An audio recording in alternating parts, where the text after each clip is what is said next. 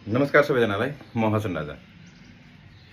हिजो मात्रै हाम्रो विदेश मन्त्री शिशिर खनालज्यूले एउटा अन्तर्वार्तामा बीबीसीको अन्तर्वार्तामा चाहिँ के भन्नुभयो भने नेपालीहरू जति पनि गल्फ कन्ट्रीमा छ तिनीहरू असुरक्षित छन् किनकि त्यहाँ वार चलिरहेको छ र ठुलो मात्रामा रेस्क्यु गर्नुपर्ने आवश्यक पर्न सक्छ। तर त्यसको ठिक उलट आज एक दिनपछि चाहिँ श्रम मन्त्रालयले त्यही ठाउँहरूमा चाहिँ नेपाली कामदारहरू पठाउने चाहिँ श्रम खुला गरिएको छ।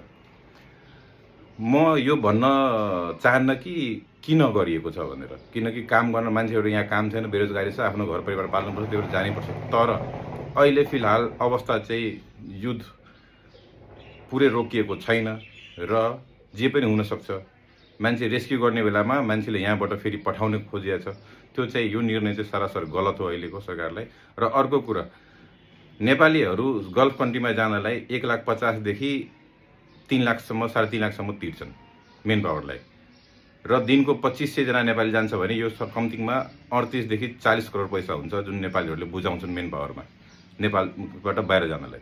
र बाहिर गएपछि उनीहरूले कमाउने भनेको जम्मा 30 देखि 35 हजार नेपाली हो। र त्यो पैसा उनीहरूले यहाँ जुन तिरेको पैसा नै कमाउनलाई 5 देखि 6 महिना लाग्छ त्यहाँ। त्यसपछि बल्ल आफूले पैसा कमाउन सुरु गर्छ।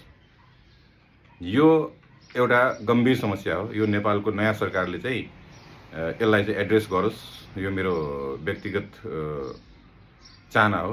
र म यो सरकारको प्राय डिसिजनहरूमा चाहिँ सपोर्ट गर्छु, तर यो चिजमा चाहिँ म सपोर्ट गर्न सक्दिनँ। र अर्को कुरा, सरकारको दोहोरो नीति के छ भने कोरिया र जापान पठाउनलाई 70-80 हजार तिर्न पाउने रे लिन पाउने, तर के अरे गल्फ कन्ट्रीको लागि जम्मा 10,000 मात्रै लिन पाउने। ठिक छ, जे नियम छ त्यो नियम होस्। त्यति नै पैसा लिएरै नि मान्छेहरू गइरहेछ कि छैन भनेर छानबिन होस्, राम्रोसँग यसको चाहिँ छानबिन होस्। हवस् त, धन्यवाद।